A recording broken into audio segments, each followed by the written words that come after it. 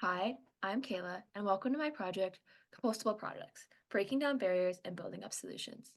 Some important background for my project is that waste diversion represents an important sustainability initiative to decrease the materials sent to landfills. Compostable products specifically address this by creating materials that can be degraded in industrial composters with food scraps.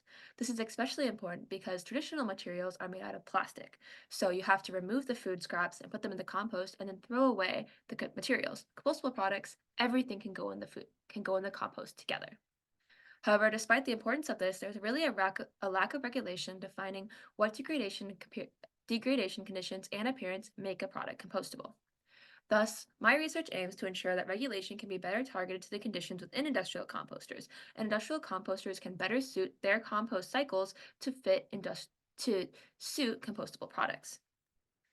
The two main questions that I aimed to address through this research were one, what conditions and materials influence the degradation of compostable products, and two, how should compostable products be identified?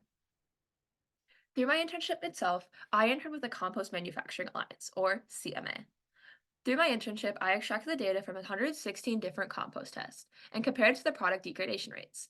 The main factors I looked at were pH, temperature, residence time, or the number of days that a compostable product is in the compost cycle, and moisture level. In addition to this, I sorted out the products by the material type.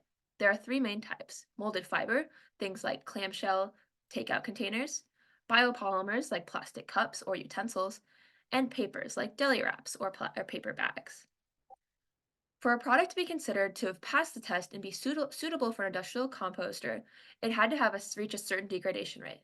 Because molded fibers and paper tend to blend in with the final compost better, they had a degradation rate of 80%, meaning 80% of the product had to have degraded in the industrial compost cycle for it to be approved by CMA and be considered suitable for industrial composters. Because biopolymers tend to be more plastic and don't fit in with industrial composters' finished compost, they had to have a degradation rate of 90%. Through this internship, I had three main results.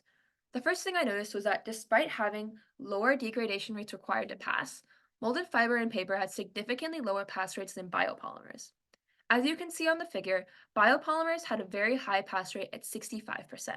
However, when it comes to paper and molded fibers were much lower at only 20%. This means that only 20% of the molded fibers that were tested actually were able to degrade enough to be considered suitable for an industrial composter. Overall, only 47% of the products tested were considered to be suitable for an industrial composter based on their degradation rate. Additionally, when it came to conditions I mentioned before, it was clear that there were some conditions had a positive correlation, while some conditions were dependent on the technology. pH and residence time had a positive correlation with product degradation. That means that as the pH and the residence time increased, products tended to pass more often and have higher degradation rates.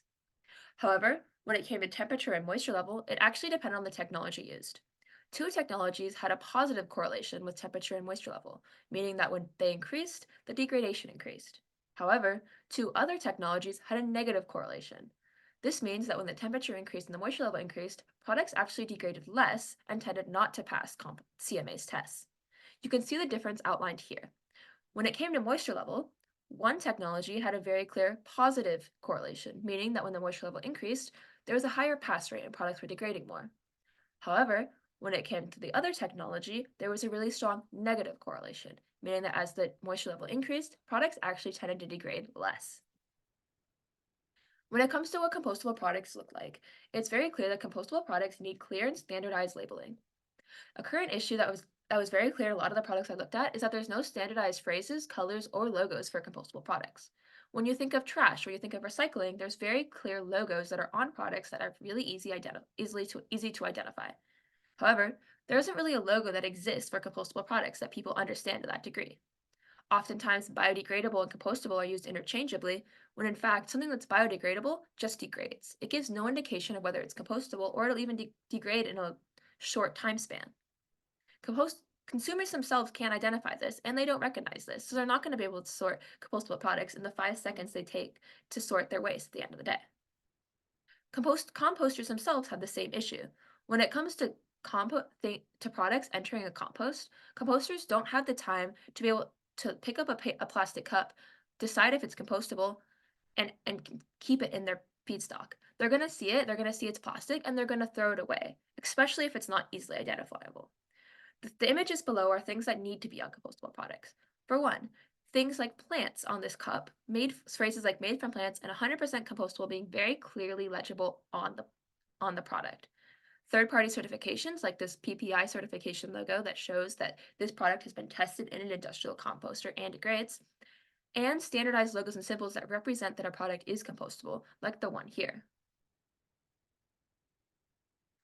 Moving on to the implications of all these results, it's just very clear that changes to feedstock can help industrial composters increase the degradation of compostable products and accept them in their compost. The ways they can do this is by having universal increases in residence time and pH wherever possible to help compostable products degrade. Additionally, based on the technology that each composter used, they can have changes in moisture level and temperature that better suit degradation of compostable products. And while it's important to have regulations and make them more standardized, they can't take on a one-size-fits-all approach. For one, we should have regulations that focus on materials that are already able to degrade, like biopolymers. And they should encourage widespread use of standardized logos, like the compostable product logo and the third-party certification that was listed previously. And finally, they should combine all these together to create specific compostable product standards while products are in testing so that manufacturers developing compostable products know specifically what conditions their products should be able to degrade in. Beyond all this, all my research, it's also important. It shows that there's still need for further standardized research to be conducted in order to determine how degradation depends on material type and technology. Thank you all for coming to my presentation. I would like to thank Carrie Rolnick and Janet Toman for giving me the chance to go through this internship, Sally Brown for being an amazing faculty advisor, and all my family and friends for constantly supporting me through my college career.